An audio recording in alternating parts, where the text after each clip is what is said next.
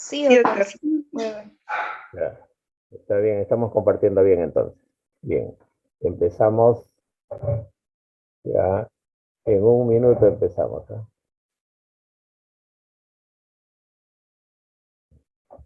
Doctor, disculpe. Entonces, como coordinara con Valeria, vuestra delegada, esta clase estaba programada para mañana y la vamos a dictar hoy día en anticoncepción postparto, y el día de mañana a las 8 de la mañana tienen la última conferencia y la última clase con el doctor Santiago Cabrera. Razones de carácter personal y para no alterar el programa, digamos, este pequeño ajuste. Pero bueno, el día de hoy, el tema es anticoncepción postparto. Y entonces todos ustedes están observando la presentación.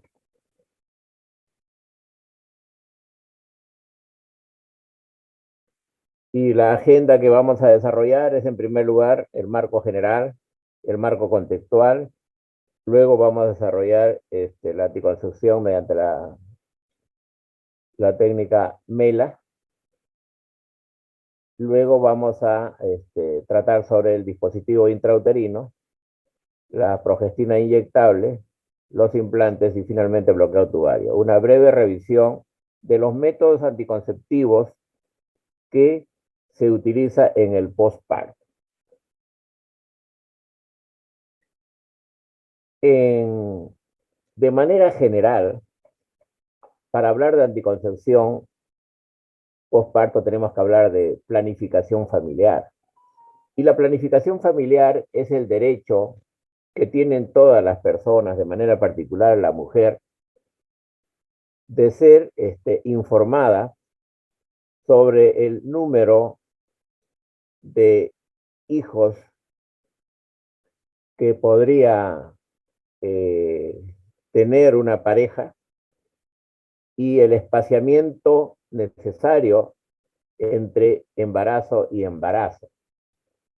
Es un derecho entonces de la pareja, pero hoy es un derecho de la mujer el recibir la metodología anticonceptiva luego de que se le explique las bondades, que se le explique las ventajas, y ella, haciendo uso de este derecho, puede solicitar un método, ¿no?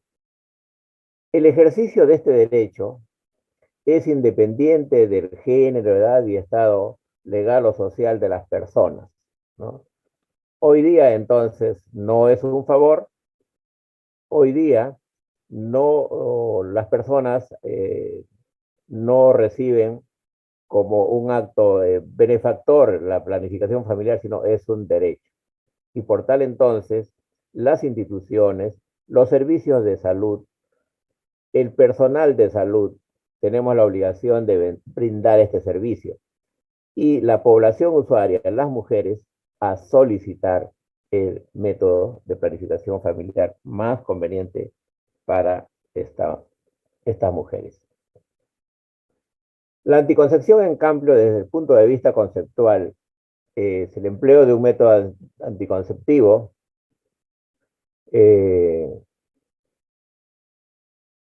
que se puede usar en el periodo intergenésico, o sea, entre, perdón, el periodo de intervalo intergenésico, es decir, entre ciclo y ciclo, o también se puede usar en el postparto y también se puede usar en el postaborto, ¿no? Cuando se usa en el postparto y en el postaborto se llama evento obstétrico, ¿no?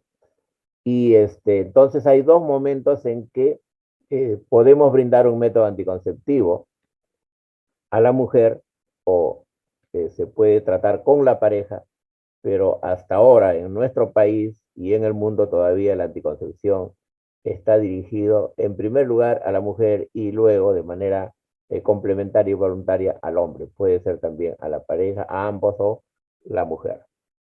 El objetivo de la anticoncepción es prevenir los embarazos no deseados, no deseados.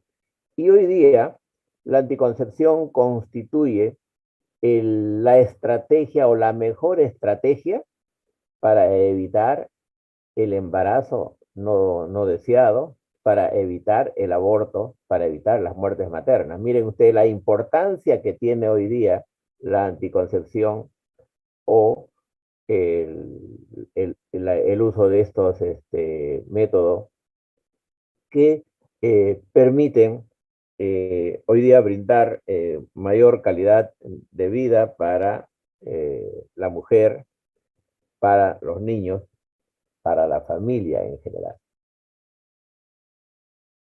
La anticoncepción post-evento obstétrico es una herramienta fundamental que disponen los equipos de salud, ¿no? Para ello hay que conocer, hay que ofrecer y hay que saber utilizar estos métodos.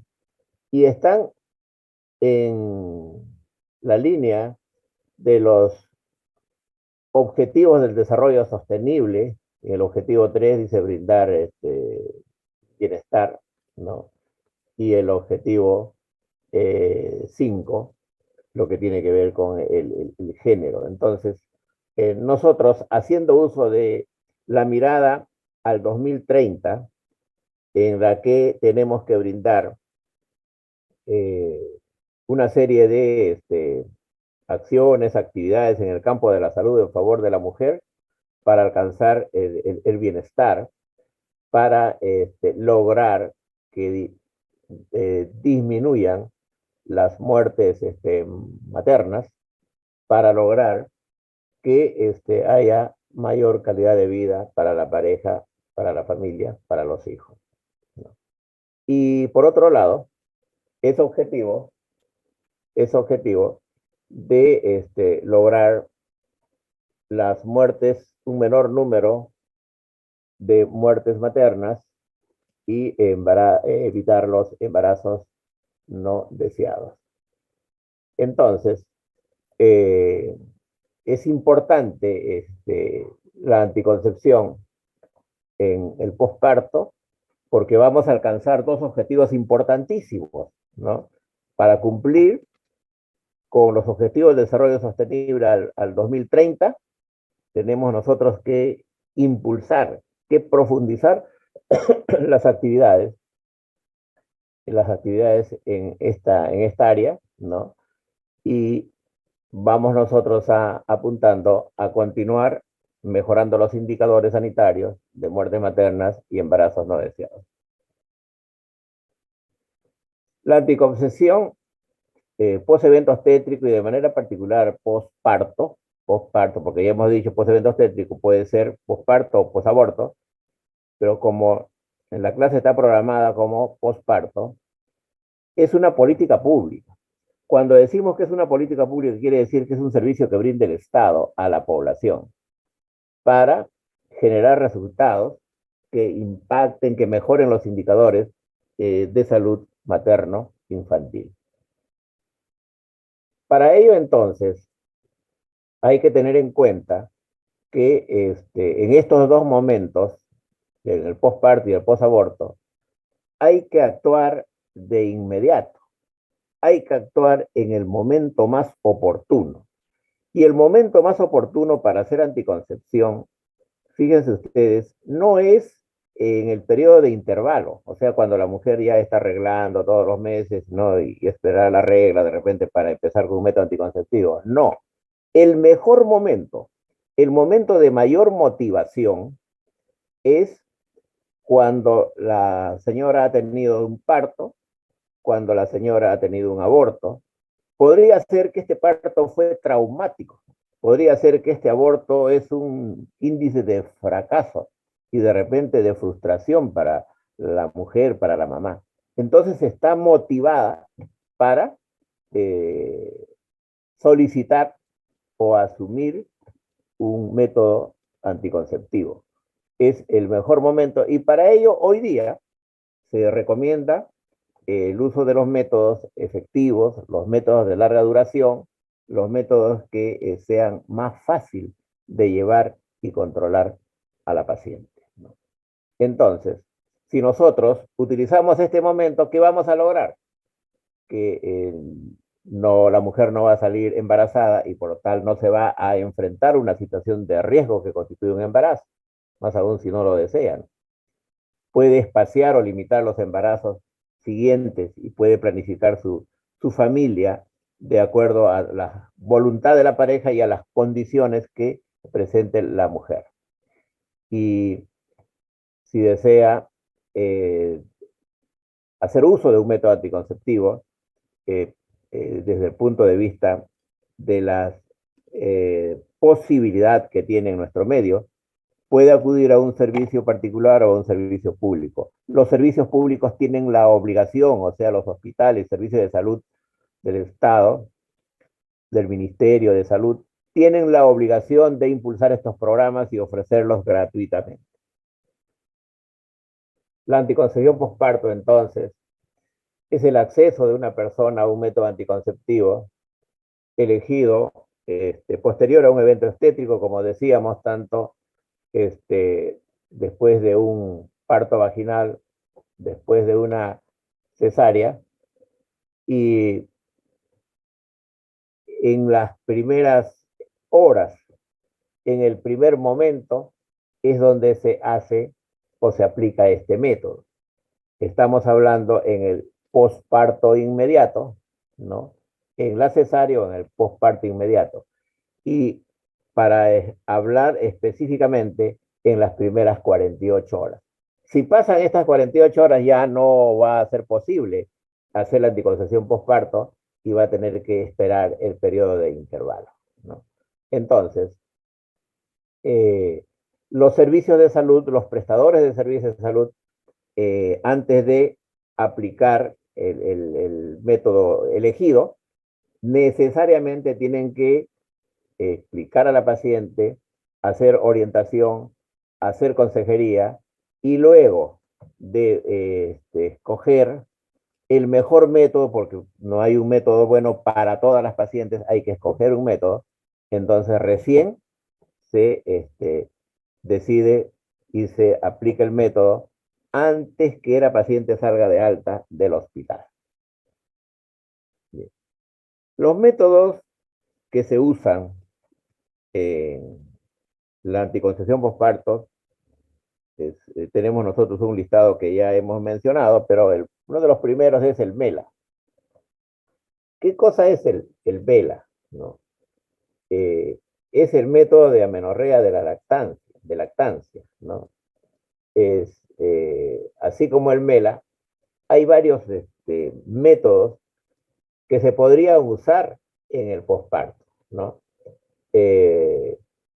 Podemos usar también un dispositivo intrauterino, podemos nosotros también recomendar el coito interrumpido, los métodos de barrera, los métodos de abstinencia, la esterilización masculina y femenina, todos son métodos que se pueden ofrecer en el posparto. Pero buscamos nosotros los métodos no hormonales de repente, que no interfieran con la lactancia materna, que no afecten la calidad ni la cantidad de leche materna y que no afecten el crecimiento ni el desarrollo del lactante.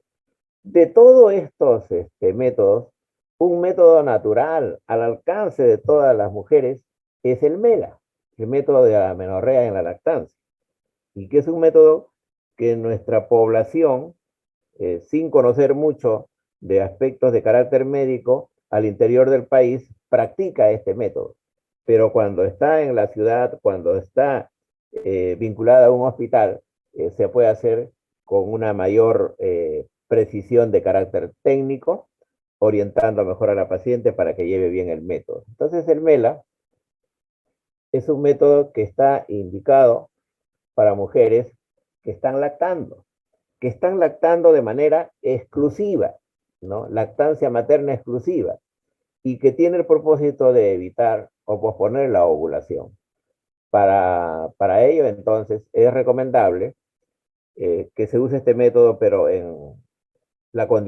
con la condición de que haya lactancia materna exclusiva durante los 6 meses después de haber nacido el niño, ¿no? En los 6 primeros meses funciona bien, ¿no? ¿Cuáles son sus ventajas? Y que tiene una alta efectividad, fíjense ustedes, si es que se hace como corresponde. Lactancia materna exclusiva y en los primeros 6 meses. La tasa de fracaso es, fíjense ustedes, 0,5%, es bastante bajo. Y se está cuidando a la señora de manera natural. ¿Cuáles son las desventajas? Que si lo usan después de los 6 meses puede fallar. Así como también este método no protege contra las infecciones de transmisión sexual. En este método del MELA, es condición fisiológica que el bebé succione el pezón, porque al succionar el pezón se produce la prolactina, como ustedes saben, y la prolactina actúa sobre los ovarios, evitando la ovulación. Durante todo esta etapa, entonces no habrá ovulación y por tal no hay embarazo, la señora estará protegida y de manera natural. Otro método que usamos en el posparto son los dispositivos intrauterinos, más conocido como el DIU, ¿no? ¿Qué es el DIU? El DIU es un cuerpo pequeño, ¿no? Un aditamento pequeño, flexible, generalmente de plástico, y que hoy día lo que se usa tiene, siendo la T de cobre, o la T de cobre, o la T, ¿no? Tiene la forma de T que se ubica en la cavidad uterina, muy cerca al fondo uterino, y que cumple un efecto anticonceptivo. El DIU es un método muy antiguo, miren ustedes. El DIU se empezó a usar desde los tiempos de los egipcios, ¿no? En la edad antigua, miren ustedes, se utilizaba en los camellos para evitar que salga preñada la camella y que no pueda hacer los largos viajes en el desierto. Allí empezaron a usar como pesarios, como métodos que colocaban un aditamento al interior del útero, y entonces de allí parte el concepto de dispositivo intrauterino usando en animales. Pero tenemos nosotros varias generaciones de dispositivos intrauterinos. Tenemos nosotros la primera generación, donde se usaban estos métodos, miren ustedes acá, en la primera generación. En 1928 los anillos de Grafenberg, ¿no? El DIU era como un anillo, ¿no? Como un anillo. Y en 1934 mejora y se diseña el anillo de Ota, que se usó durante muchos años, ¿no? O sea, eran una especie de anillos de plástico que se colocaban en la cavidad uterina. Y en 1959 ya teníamos acá el anillo de Zipper, ¿no? Zipper, un médico que diseñó un modelo que en ese tiempo generaba avances, ¿no? En el uso y el conocimiento de estos dispositivos con muy buenos resultados. Y así tenemos nosotros que llegamos a la segunda generación, miren ustedes. La segunda generación ya es el uso del polietileno, impregnado en sulfato de bario. En 1960 tenemos el espiral de Marguglio, que es miren ustedes. Un poco tosco para estos tiempos, ¿no? Pero luego viene en 1962 el asa de Lipes, que duró hasta los años 80, miren ustedes, con un amplísimo uso. Muchas mujeres, sus abuelitas de ustedes deben haber usado estos métodos anticonceptivos, pero que muy, muy usados, y había de diferentes tamaños, ¿no? De diferentes tamaños. Entonces, miren ustedes, acá tienen el DIU, el espiral se llamaba, el espiral, con polietileno, y tenía aquí unas guías, como unas cuerditas, que era la guía para controlar y para retirar el dispositivo. Duró esto 20, 30 años más o menos en su uso con los programas de planificación familiar, tenían este método y era muy, muy usado con muy buenos resultados. Y luego tenemos en el año 62 que aparece el Subtecoil. Acá tienen ustedes este método parecido al anterior, pero la forma es la que cambia, ¿no? Y en 1968 aparece la T de Tatum, ¿no? La T de polietileno con hilo de platino, miren ustedes, una T acá, ¿no? Es el polietileno y la guía correspondiente, ¿no? Y en 1970 acá aparece un diseño que se llama el escudo de Halcón, que no tuvo mucha vigencia porque era un poco tosco, ¿no? Entonces, duró poco tiempo, pero estoy mostrando los diferentes métodos que han existido en las diferentes generaciones. Y tenemos la tercera generación. La tercera generación es ya el polietileno, a donde se le asocia el cobre, ¿no? Y aparece en 1970 la T de Zipper, ¿no? Se le asocia el cobre y en el año 75, por ese mismo tiempo, aparece una asociación de cobre y plata y se llama la Nova T, ¿no? Su costo era mayor y los programas, no, los programas nacionales del ministerio no tenían esto, tenían más la T de cobre 200, ¿no? La T de Tatum de 200, se llamaba 200 por la cantidad de por el área que abarcaba, ¿no? Y en el año 1982 aparece la T de cobre 380A, ¿no? Es decir, el polietileno y la cantidad de cobre, una mayor cantidad de cobre, el cual hace que se aumente la eficacia y dure más. Fíjense, aparece como novedad porque la T de cobre 200, ¿no? Esta T de Zipper, T de cobre 200, duraba 2 años, ¿no? 1, 2 años, ¿no? Y aparece la T de cobre 380 y dicen, esto dura 5 años. Revolucionó los programas, tenían este dispositivo con muy buenos resultados. En el 80 apareció un laboratorio produce el Multiloa 375, o sea, también con una buena cantidad de cobre, pero como lo hacía un laboratorio y no tenía la llegada a los servicios públicos, entonces también duró poco. Y viene la cuarta generación. La cuarta generación es los dispositivos intrauterinos eh, asociados con hormonas, con progesterona, ¿no? Y en 1990 aparece el DIU-levonorgestrel, ¿no? El DIU-levonorgestrel, asociado con progesterona, también con buen resultado. El problema era el precio, y cuando el precio es elevado, un poco difícil que entre a los programas de planificación familiar del ministerio. Sin embargo, tuvo una amplia aceptación en el mundo, de manera particular en los países desarrollados. La T de cobre, entonces, es el método anticonceptivo que ofrecen los servicios públicos, los programas de planificación familiar, y que se puede usar en el posparto inmediato. O sea, la experiencia señala muy buenos resultados en el posparto inmediato.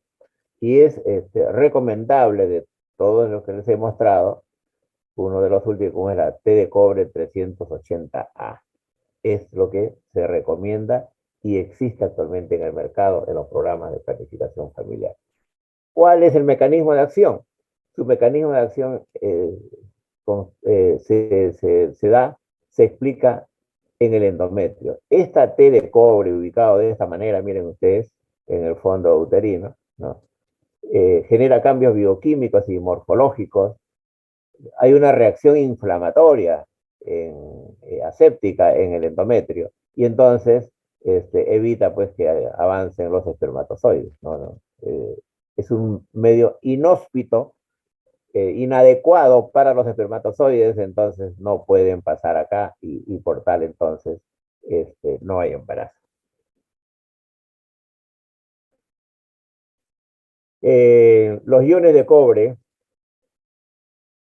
asociados a este material de polietileno afectan adversamente la motilidad el transporte y la reacción acrosómica. Los iones de cobre alcanzan concentraciones, los fluidos que hay acá en esta zona, en la cavidad uterina, que son tóxicas y que reducen la habilidad, la capacidad, la posibilidad de penetrar el moco cervical. Entonces, ese es el mecanismo de acción de la té de cobre y por eso es que se alcanzan elevados resultados de eficacia. Pero también, tratando de explicar el mecanismo de acción, esta acción se extiende a las trompas. El tránsito tubario también se ve afectado por este tipo de secreciones, este tipo de reacción, y entonces no pasan a través de las trompas, ¿no? Asimismo, en relación a la ovulación, hoy día ya se explica y se sabe que la apoptosis, o sea, la muerte celular, se acelera, lo que disminuye la, la posibilidad de que no se logre la fertilidad, el embarazo, ¿no? Por ese tipo de reacción que hay a lo largo de entonces de toda los órganos genitales internos, a lo largo de la cavidad uterina, del endometrio, de las trompas y que se extiende incluso hasta los ovarios. La té de cobre 380A, cuando se empezó a trabajar con este método, duraba, como efecto anticonceptivo se decía, 5 años. Pero la experiencia en los últimos años revela que este método, té de cobre 380A, dura hasta 10 y hasta 12 años. La literatura establece hoy día que es un método que puede durar 10 años con muy buenos resultados. Entonces, mire, se ha doblado relación al tiempo de duración a lo que fue el diseño en sus inicios. Y entonces, este método se aplica una sola vez, puede durar 10, 12 años, ¿no? 10 años es el promedio, y pasado ese tiempo se puede retirar este método y lo que se hace es se deja descansar 1, 2 meses, 3 meses y luego se puede reinsertar otro, de tal manera que va a brindar un beneficio de protección durante muchos años. La mujer no solamente podría espaciar sus, embarazos, sino la mujer podría de repente con este método terminar todo lo que es su ciclo reproductivo. O sea, ya no tiene más familia. Tuvo sus hijos, ya no quiere tener más hijos y con eso termina su ciclo reproductivo. Fíjense ustedes la ventaja que ofrece este método. Así como tiene un amplio beneficio porque es de fácil colocación, de fácil uso, de fácil control, de ventajas por 10 o 12 años como método anticonceptivo, también hay circunstancias en que hay efectos colaterales que pueden preocupar a la paciente. Y uno de los efectos colaterales es el sangrado intermenstrual. A mitad del ciclo se produce un sangradito a nivel, como si fueran manchas, y eso produce un poco de preocupación, un poco a veces de angustia en la paciente por los cambios en el patrón del sangrado menstrual regular, habitual, así como hay casos en que puede producirse dismenorrea, ¿no? Dolor en las menstruaciones, ¿no? Esto en su primera etapa, lo que hay que hacer es observar, explicar a la paciente que esto puede ser transitorio y puede resolverse con sintomáticos. No hay la necesidad de retirar el dispositivo, sino hay que observar primero al paciente. Pero cuando persiste el dolor pélvico, ¿no? Hay un dolor muy intenso, se acompaña de flujo, hay dolor en el bajo vientre, ahí sí hay que revisar el caso tenemos que evaluar nosotros a la paciente y poder descartar infección, ¿no? Que eso puede ser una de las complicaciones que se puede presentar. Hay que descartar embarazo u alguna otra patología, ¿no? Que se asocie.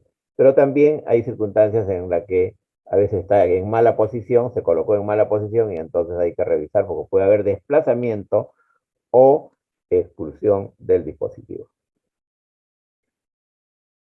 El momento para aplicar este método, esta T de cobre, ya hemos dicho, puede ser en posaborto o posparto, o sea, posevento obstétrico, ¿no? Posaborto es inmediatamente después que se revisa la cavidad uterina o se evacúa la cavidad uterina, y en el posparto puede ser conforme sale la placenta, en el posalumbramiento, puede ser transcesárea o puede ser en el puerperio inmediato en las primeras 48 horas, como ya hemos señalado. El dispositivo intrauterino en la anticoncepción postparto no debe ser insertado después de las 48 horas. Se ha demostrado y se ha estudiado cuando se pone después de las 48 horas, ¿no? Algunos dicen 72 horas, pero la mayor parte de la literatura habla de 48 horas. Hay mayor número de complicaciones. Entonces, para evitar estas complicaciones es mejor usarlo en el postparto inmediato, pero no usarlo después de las 48, 72 horas. Ya, si queremos usarlo, tendríamos que esperar que termine el puerperio y usarlo en el periodo de intervalo para que vaya bien. Hay algunos criterios de exclusión y este es válido para todo lo que es anticoncepción. Es decir, es válido en los casos en que hay como antecedente una coriamnionitis, por ejemplo, ¿no? Es válido tener en cuenta cuando la paciente ha tenido una endometritis, cuando ha tenido una sepsis puerperal, ¿no? Cuando tiene un antecedente de RPM, cuando hay antecedentes de infección, no usar un dispositivo intrauterino, no va a ir bien. Aquí tiene que aplicarse el criterio de selección y el médico para eso evalúa antes de usar un dispositivo intrauterino. Si tiene antecedente infeccioso, no es paciente candidata para una T de cobre, pues. También hay que tener en cuenta los casos que donde haya presentado hemorragia postparto, ha existido un trabajo de parto laborioso, traumático, ¿no? Ahí no son candidatas para un dispositivo intrauterino. Y cuando hay un aborto infectado, séptico tampoco, ¿no? Entonces, quiero decirles que cuando se usa un dispositivo intrauterino tiene que haber la selección del método. Y para seleccionar el método hay que hacer una buena anamnesis, hay que examinar a la paciente, y si tiene las condiciones, se coloca, va a ir muy bien. Pero si no tiene las condiciones, no usen ese método porque va a fracasar. No hay un método anticonceptivo que vaya bien para todas las mujeres, para todas las personas. Cada mujer resulta ser un caso particular. Y ese es el criterio médico que tiene que usarse, ¿no? Fíjense ustedes acá la anatomía del útero en el posparto, un útero grande, grande. Sin embargo, el abordaje del cuello se puede hacer y se entra hacia la cavidad uterina y en el fondo se coloca la T de cobre, ¿no? La anatomía está magnificada, pero eso no es razón para que se pueda colocar un dispositivo. Se puede colocar, ¿no? Algunos decían antes que había mucho riesgo de expulsión, ¿no? Es cuando la técnica usada en la aplicación no fue la más adecuada. Pero si se coloca en el fondo uterino va a ir muy bien el método, no va a haber problemas. Eso es lo que hoy día, a la luz de la experiencia, se ha demostrado. Y esta lámina, para señalar e insistir que este método se hace luego que salió la placenta, se hace o se aplica en la transcesárea y en el puerperio inmediato durante las primeras 48 horas. Insistimos en esto por ser importante. ¿Cuáles son las ventajas de un DIU post parto o un DIU post-evento obstétrico. Es un método seguro. Están en los servicios públicos, en los hospitales, en los programas de planificación familiar.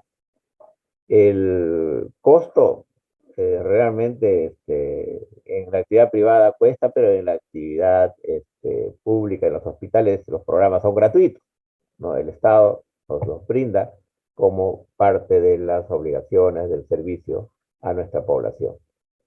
Y por otro lado, una ventaja es lo que señalaba, el momento oportuno de motivación de la paciente y la eficiencia del servicio previa consejería y previa orientación. Otras ventajas: no tiene efecto sobre la cantidad o calidad de leche materna, no tiene ninguna influencia negativa sobre la lactancia. Es seguro para las mujeres VIH positivas. Es reversible. Fíjense ustedes cuando usan ustedes este método, pero de repente la señora dice ya no quiero usar este método. Se retira y el siguiente ciclo de repente la mujer ya se embaraza. O sea, hay un retorno inmediato de la fertilidad, ¿no? Entonces, eso es un método muy manejable y que no lleva a situaciones de espera prolongada, ¿no? Puede resolverse el problema de la necesidad de la urgencia, y si cambian de parecer, esto revierte los aspectos fisiológicos de la mujer en cortísimo tiempo. No requiere, otra de las ventajas es que no requiere una acción diaria de parte de la usuaria, estar controlando si está o no está la T, ¿no? Entonces, no se requiere ese tipo de evaluación. Los programas de planificación han diseñado que al mes debe hacerse un control para ver si está bien colocado, si no hay molestia de la paciente. Luego se cita a la paciente a los 3 meses, después a los 6 meses, después al año. No se requiere de un seguimiento tan estricto o de evaluación permanente para ver si está o no está la T. No, no es necesario. Pero, de todas maneras, ustedes deben saber, como médicos, que hay riesgos para la salud cuando se usa una T de cobre o que técnicamente no se aplica bien, ¿no? Uno de los problemas de las complicaciones es la perforación. Cuando se usa, por ejemplo, en el DIU posparto, a pesar que el útero está bien grande, el tejido es un poco friable, blando. Y si ustedes no trabajan con delicadeza, con cuidado, una intervención brusca puede generar perforación uterina. Mala técnica de aplicación, mala ubicación, acciones bruscas pueden llevar a una perforación de las paredes del útero. Es un riesgo que podría presentarse, pero es cuando hay impericia, cuando el personal no está capacitado, no está preparado, ¿no? Luego tenemos otro de los riesgos en la salud de la población, es la expulsión. El dispositivo por alguna circunstancia se puede desplazar o se puede salir, se puede caer, sobre todo si está mal colocado y el útero es grande. Entonces, hay tasas de expulsión, pero que son mínimas, y mucho tiene que ver con la práctica y con la experiencia del personal. Estos dispositivos lo aplica el médico ginecólogo obstetra, pero también lo puede aplicar el médico general y también lo puede aplicar las licenciadas en obstetricia, ¿no? Siempre y cuando tengan una capacitación, un entrenamiento adecuado. Y otra de las complicaciones es la infección. La infección con el uso de los dispositivos se produce porque, no tanto porque hayan malas condiciones de asepsia al colocar la T, no, se produce por la mala selección de la paciente. Tiene un antecedente pues, de RPM, de endometritis, de infección, entonces se coloca una T, eso va a ir mal, ¿no? Pero si ustedes seleccionan bien, descartan que hayan esos casos que no debe usarse el método las cosas van a ir bastante, bastante bien.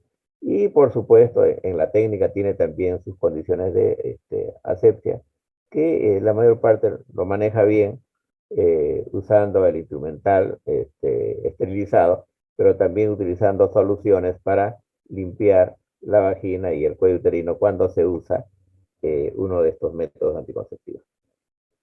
Muy bien, pasamos a, a explicarles anticoncepción con progestina inyectable, ¿no?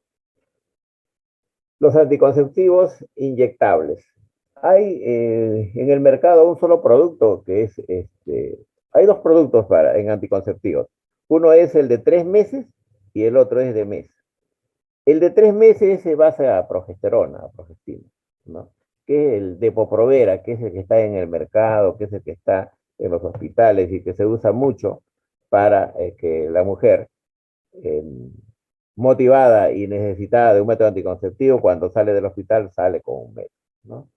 Y hay otro inyectable que es el de mes, pero ese es estrógeno y progesterona. No usamos las inyecciones de mes en el posparto, no. Solamente usamos el de 3 meses, el Depo-Provera. Entonces, si ese método, que consiste en una inyección anticonceptiva que se usa cada 3 meses, contiene una hormona sintética de progestágeno, que es la medroxiprogesterona, ¿no? Y que en el mercado ustedes lo van a encontrar como Depo-Provera o Petogen. Lo que nosotros tenemos es el Depo-Provera. Todos los hospitales tienen el Depo-Provera. Y hubo épocas en que había escasez de implantes, de dispositivos, pero el Depo-Provera nunca faltaba. Entonces, hacemos anticoncepción en nuestras pacientes con Depo-Provera.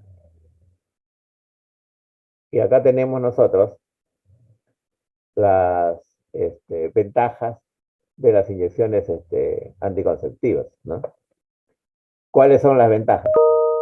Es un método hormonal de acción semiprolongada que se aplica cada 3 meses y la mujer está protegida, ¿no? No interfiere con el sexo.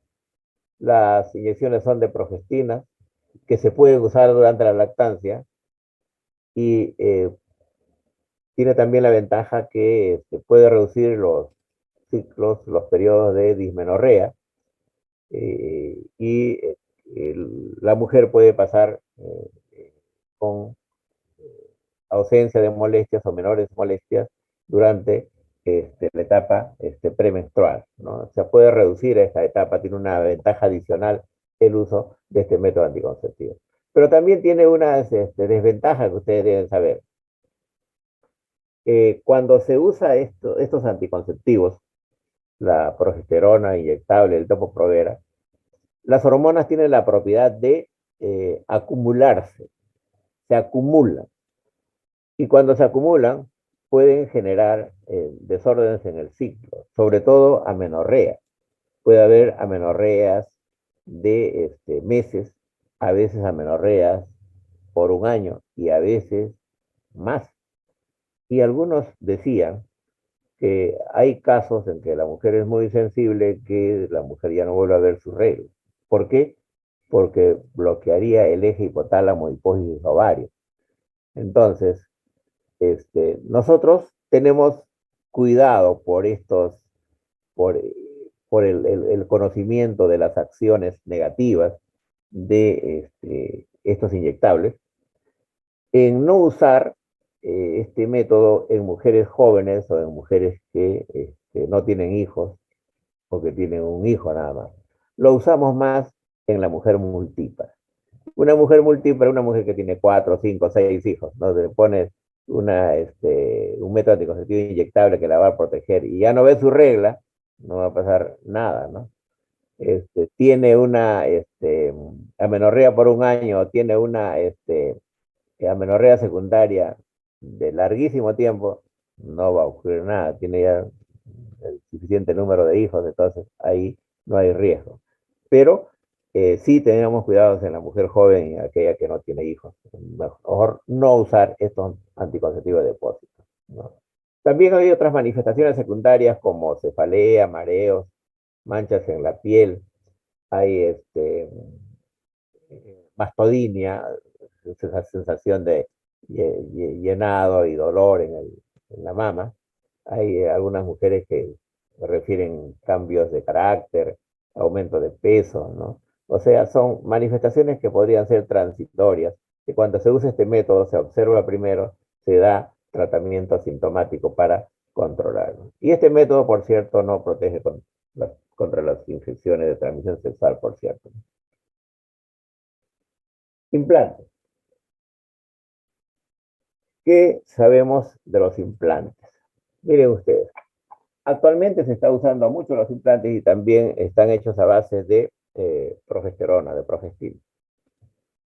Y tenemos nosotros que estos implantes aparecieron en el año 1982 y apareció como preparados a base de levonorgestrel. El Norplan se conocía como nombre comercial. Y eran 6 tubitos de Silastic. Se aplicaban, se usaban el brazo generalmente y duraban 5 años, ¿no?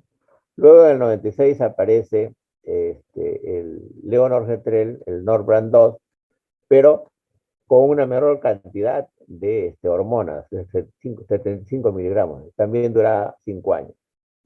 Y luego, en los años posteriores, aparece el Uniplan, en la que ya es un tubito nada más. Y la composición es Nomegestrol. Y estos tubitos duran 1 año. Luego aparece la ST1435, la alcometrina, que también es un tubito de Silastic y es hecho a base de Nestorone de 76 miligramos y duraba 2 años. Y en los últimos años aparece, y eso fue en el año 98, el Implanon o el Nexplanon, que está hecho a base de etonogestrel y tiene menor cantidad de hormonas, de progestina, 68 miligramos nada más, y dura 3 años. Ese fue un avance importante entonces en el uso del etonogestrel. Si nosotros revisamos entonces, hay 2 hormonas que se usan en los implantes. Miren ustedes, el levonorgestrel, la mayor parte de productos, y el etonogestrel. El levonorgestrel es el que se tiene una experiencia mayor, ¿no? Y en los estudios efectuados cuando se utilizaban las 2 varías, ¿no? Eh, el estudio reveló que era altamente efectivo, ¿no? Altamente efectivo. Y que iban a llegar a durar 5 años, ¿no? Y que la efectividad era menos del 1%. O sea, buenos resultados. Pero al aparecer el etonogestrel tiene una menor cantidad de hormona, es una sola varía, y que es lo que se está usando actualmente, ¿no? Que expresa el avance de la tecnología, que esa varía es radiopaco para poder, cuando se extravía o se pierde con una plaquita, poder localizarlo, ¿no? Dura 3 años, que es lo que se está usando, y la efectividad es altamente efectiva. Miren ustedes, la tasa global de embarazo es 0.049, o sea, cerca al 100% de efectividad, ¿no? Y dada la tecnología avanzada, es más fácil insertar y retirar que cuando hay varias varías y se usaban otras técnicas, ¿no? Tiene un mejor diseño. ¿Y qué es lo que se está usando actualmente? Esta técnica utiliza un aplicador que está precargado, estéril y desechable, ¿no? Diseñado para facilitar la inserción del implante debajo de la piel. Fácil uso con una sola mano. El tiempo puede ser menos de 1 minuto para poder insertar uno. Tiene experiencias, rapidísimo la aplica, ¿no? Y se utilizan bastones radiopacos para poder tomarles una plaquita y detectar si es que tenemos el riesgo o la posibilidad de que se extravíe la varía correspondiente de este implante, ¿no? El método usado, este método que se viene usando últimamente, es ampliamente reversible, ¿no? Se ha estudiado que el etonogestrel eh, no se detecta ya en el lapso de una semana después que se retira el método. O sea, rápidamente se metaboliza y pasa, ¿no? Y por tal, hay un regreso a la fertilidad en cortísimo tiempo. Se dice en 3 semanas ya puede volver o retornar a tener sus ciclos regulares, su proceso de preparación para la ovulación y embarazo, ¿no? Eh, es entonces un método que es, con la tecnología, con el cálculo de uso de progestinas en menor cantidad, está dando bastantes resultados y ya entró a los servicios públicos. Ya lo tenemos en los hospitales, que antes no lo teníamos, antes estaba solamente en la actividad privada. ¿Cuál es el mecanismo de acción de los implantes? Ejerce una retroalimentación negativa sobre el eje hipotálamo-hipófisis, ya que suprime la secreción de la hormona luteinizante. Con esto se evita la ovulación, como ustedes saben, ¿no? Eh, por otro lado, aparte de inhibir la ovulación, los implantes generan una mayor viscosidad del moco cervical, generan que el moco se torne viscoso y escaso, inapropiado para el desplazamiento y la penetración de los espermatozoides. La eficacia anticonceptiva, ya hemos dicho, es bien elevada. Cuando se habla de eficacia anticonceptiva, se utiliza un índice que se llama el índice de Pearl. El índice de Pearl, mire, en el Implanon era, acá ha sido 0 en esta lámina que mostramos.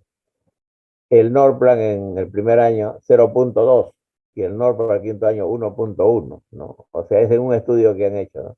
Pero hoy día, con el, los últimos implantes que tenemos en el mercado, se dice que debe tener menos del 1% de fracaso, ¿no? Otros dicen, no, menos de 0.5% de fracaso. ¿Cuáles son las contraindicaciones? ¿Cuáles son las contraindicaciones para el uso de estos métodos? Miren, como es progestina, el trastorno tromboembólico venoso activo, ¿no? Los problemas, aquellos que tienen estos problemas de varices y trastorno venoso, no debe usarse, ¿no? Cuando hay conocimiento o sospecha de malignidades sensibles, esteroides sexuales, hay que tener cuidado. Cuando hay problemas de enfermedad hepática severa, cuando hay sangrado vaginal, trastornos irregulares del ciclo y no hay un diagnóstico preciso, o cuando hay hipersensibilidad a la sustancia, en este caso al dextranón, a la hormona que se usa para el implante. En las experiencias del uso de estos métodos de los implantes, la paciente puede referir algunas molestias, como acné, cefalea, mastodinia, dolor abdominal, aumento de peso, mareos, trastornos emocionales, náuseas, pues son molestias leves, transitorias, que se manejan con sintomático y desaparecen. Esto no es motivo para cambiar de método. Hay que a veces explicar a la paciente que se podría presentar en algunos casos, pero que con el tratamiento sintomático que se dé se va a controlar. De tal manera que no es una cosa grande, es una cosa a veces de rutina y pequeña.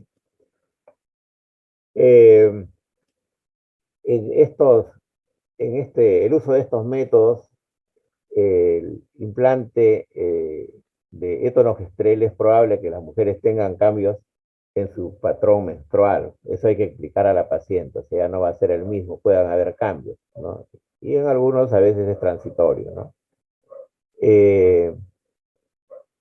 Hay a veces ciclos cortos, sangrado intramenstrual, pero con una reducida intensidad y corta duración.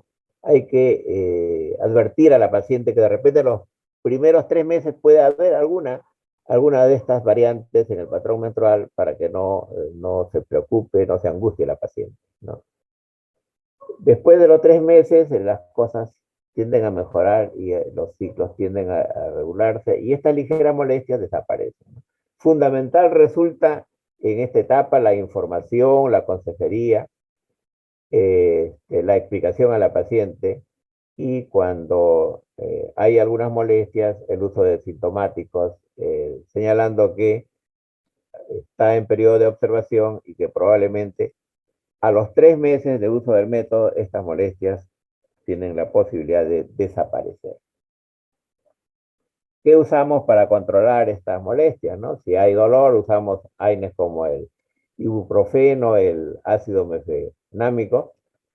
Podemos usar sangrado, trastorno del ciclo, podemos usar antifibrinolyticos como el ácido tranexámico. Podemos usar también inhibidores de colagenasa intersticial como la doxiciclina. Eh, si hay necesidad de hacer ciclaje, los anticonceptivos orales combinados, parche de estradiol, y hay también la posibilidad de usar los moduladores hormonales, mifepristona o tamoxifeno, en casos especiales asociados. De tal manera que hay recursos, alternativas terapéuticas para controlar esas transitorias y ligeras molestias que podría tener nuestra paciente que ha usado implante. Para que vean ustedes dónde va el implante. Va de 3 a 5 centímetros posterior al surco medio del brazo, así queda, ¿no? Así queda. Se usa generalmente la cara interna del brazo, y el implante debe colocarse en la porción interna del brazo no dominante, a 10 centímetros del epicóndilo medial y 3.5 centímetros posterior al surco entre bíceps y tríceps. Se coloca sobre el tríceps, ¿no? Cuando esto se hace, se familiarizan tanto, ¿no? Que esta referencia anatómica, siendo importante, ya no es una limitante el manejarlo con destreza en detalle por la práctica que tienen los profesionales que aplican este método de implante que, como les decía, lo hace el especialista ginecólogo obstetra, lo puede hacer el médico general, lo hacen en los hospitales de residente, el interno, ¿no? Y entonces, incluso las licenciadas en obstetricia quieren también hacer esto, ¿no? Entonces, eh, el mensaje para ustedes es que como médicos que van a trabajar en el SERUM, como médicos generales que van a hacer primero, tienen ustedes que conocer esto y si hay la opción de desarrollar el programa de planificación familiar, impulsarlo y ponerse a la cabeza en este tipo de trabajo. Esta lámina para mostrar el implante es radiopaco. Cuando tenemos dudas o se extravía, tomamos una radiografía del miembro superior del brazo y miren ustedes, acá localizamos el implante, ¿no? Acá localizamos el implante y con esa ayuda podemos nosotros buscar su retiro. El retiro del implante es sumamente sencillo. Miren, cuando ya termina esa fase de los 10 años, 12 años, miren ustedes, se coloca un poquito de anestesia en la zona del implante, generalmente en la parte superior, y con una pinza de Kelly cogemos la parte superior del tubito, con el cual se extrae y se saca fácilmente, no quedando prácticamente huella o cicatriz, prácticamente no queda. ¿Qué experiencia tenemos nosotros en el Perú en el uso de estos métodos, ¿no? Experiencia post-evento obstétrico, o sea, postparto y post-aborto, ¿no? Esto, como decíamos, permite a la mujer posponer un nuevo embarazo o finalizar definitivamente su vida reproductiva usando un método moderno, ¿no? O sea, método temporal o método permanente, ¿no? El mayor porcentaje de mujeres que continúa el uso al final del primer año, este, eh, van bien y con una gran aceptación por parte de las usuarias. Pero lo recomendable en anticoncepción postparto es el uso de los métodos de larga duración, ¿no? Estos métodos de larga duración son los más efectivos, ¿no? Y están al alcance de la paciente, ¿no? Esos métodos de larga duración que más se usan actualmente son los implantes y los dispositivos intrauterinos, con magníficos resultados. Si no tenemos implante o dispositivo intrauterino, ustedes pueden usar el Depo-Provera, como hemos dicho, ¿no? La progestina de 3 meses, cada 3 meses. Y vamos a suponer que tampoco tengan esto en el lugar donde ustedes están, y tienen que usar el método natural. Lo recomendable es que usen el MELA, ¿no? El método de la lactancia materna exclusiva. O sea, de esa manera gradual pueden ustedes escoger el método.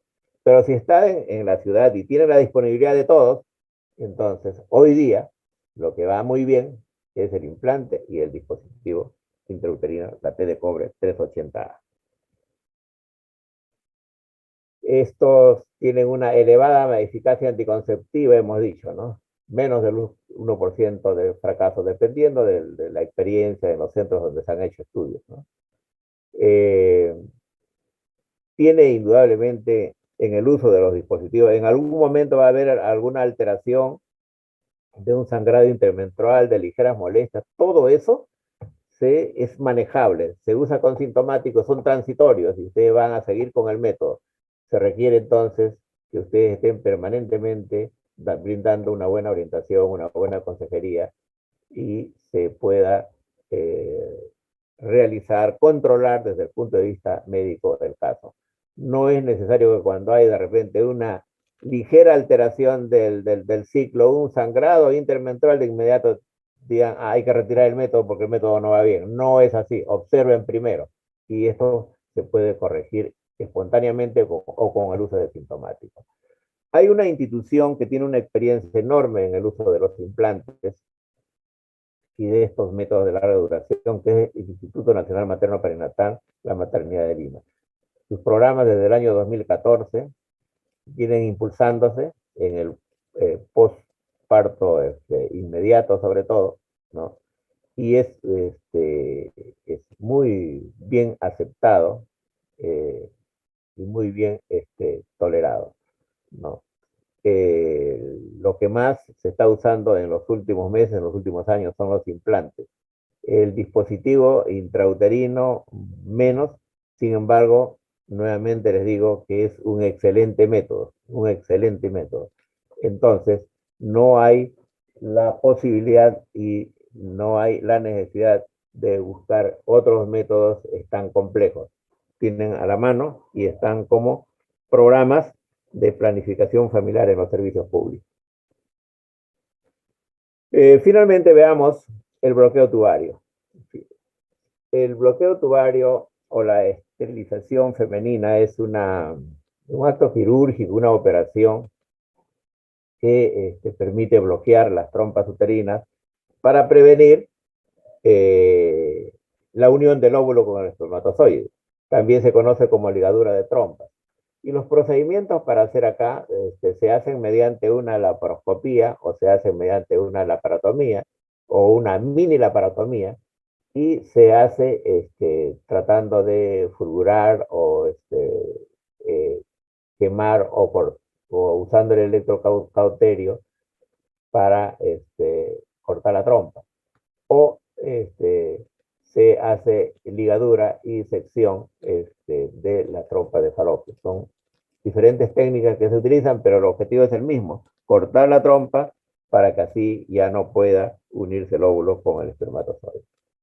La técnica recomendada hoy día es una técnica que se llama la técnica de Pomeroy, es la que más se usa. se realiza en el posparto inmediato, en las primeras 48 horas también. Y esto se hace por una razón bastante simple y para evitar que haya mayor número de infecciones. Por ejemplo, en el posparto es muy fácil hacer un bloqueo tubario, una ligadura de trompas, porque el fondo uterino está cerca al ombligo, como ustedes recuerdan, cerca al ombligo. Y entonces, antes que caiga el útero, cuando está cerca al ombligo, esa es una zona de fácil abordaje, incluso la cicatriz no se nota, de tal manera que es el mejor momento, pero tiene que ser en las primeras 48 horas, ¿no? A las 72 horas ya empieza a caer el útero, ¿no? Entonces, es el momento oportuno para aplicar esta técnica, ¿no? Cuando ya pasa este momento de las 48 horas, ya es mejor recomendar a la paciente que espere hasta el periodo de intervalo, es decir, que termine el puerperio, ¿no? También se puede hacer una ligadura de trompas aprovechando de la cesárea.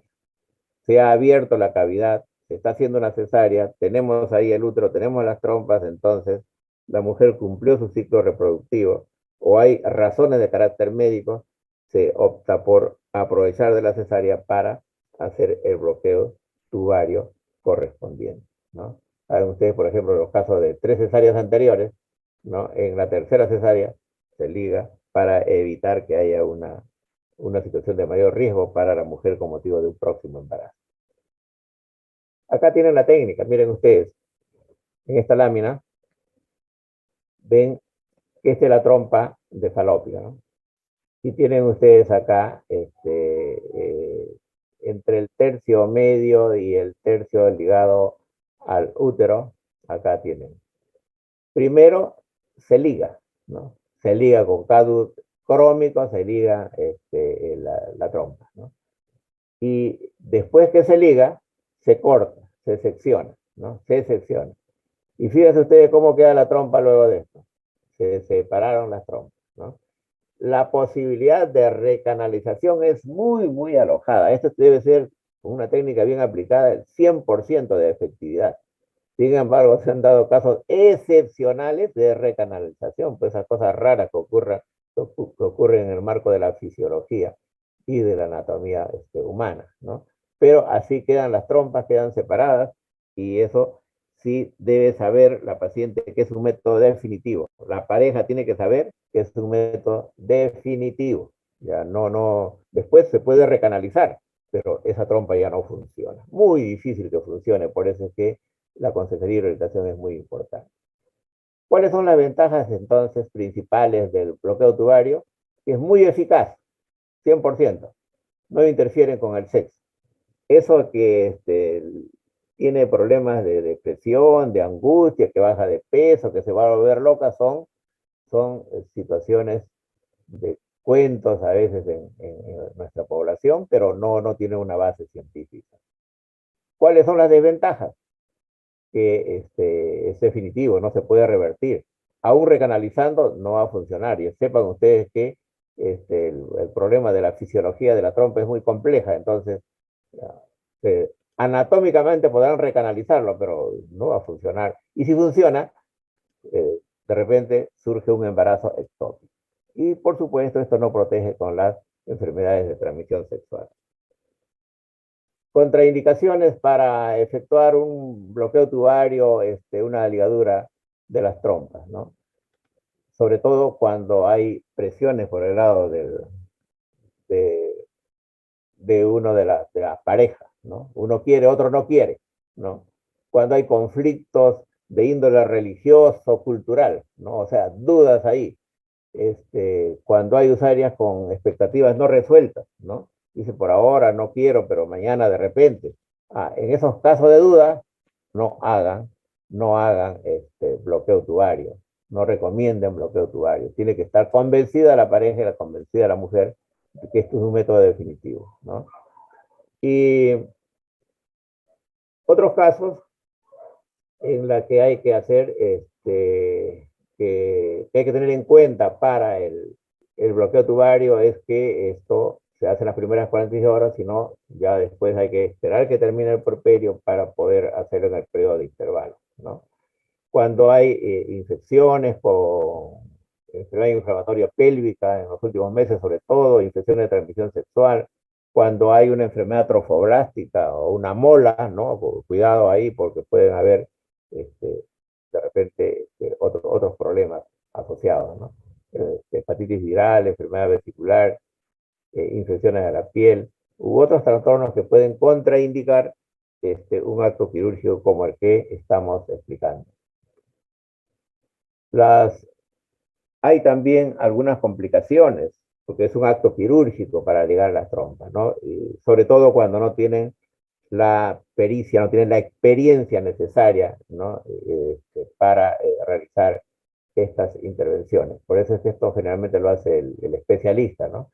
O el médico bien entrenado, ¿no? Se pueden producir lesiones a la vejiga o también al intestino. Puede haber un sangrado superficial a nivel del borde de la piel, a nivel subcutáneo. Puede haber un hematoma subcutáneo. Puede haber un dolor intenso a nivel de la incisión, a infecciones de la herida operatoria. Es decir, son complicaciones propias de haber abordado la pared, de haber incidido en la pared, y entonces algunos defectos de repente al hacer la hemostasia correspondiente o no haber sido riguroso en la asepsia, que puede llevar a algunas complicaciones porque este es un acto quirúrgico y su manejo tiene todas las pautas de los principios de la cirugía. Acá no cambian esos principios. Muy bien, jóvenes, esa es la última lámina. Muy agradecido por su atención. Quiero más bien rápidamente preguntar a ustedes si hay alguna pregunta, algo muy, muy puntual que ustedes quisieran hacer. Bien, si no tenemos nosotros preguntas, quiero expresarles a todos ustedes que mañana termina el doctor Santiago Cabrera con la última clase. Hemos tenido muy buenos resultados en el primer examen. Espero que en este segundo examen también los resultados sean buenos o muy buenos. La prueba no es una prueba compleja, es una prueba que todos ustedes pueden resolver si es que han seguido de cerca las clases teóricas, si han estado presentes en todas las actividades, si han asistido a las conferencias, porque ponemos preguntas de conferencias también. Entonces, si eso fue así, han tenido ustedes la oportunidad de asimilar la asignatura y tienen la base para completar en el internado, en el SERUM, completar su práctica clínica y lograr las competencias necesarias que nosotros buscamos para el médico general. Gracias por su atención y bueno, muchos éxitos en todo lo que quede de la carrera profesional a todos ustedes.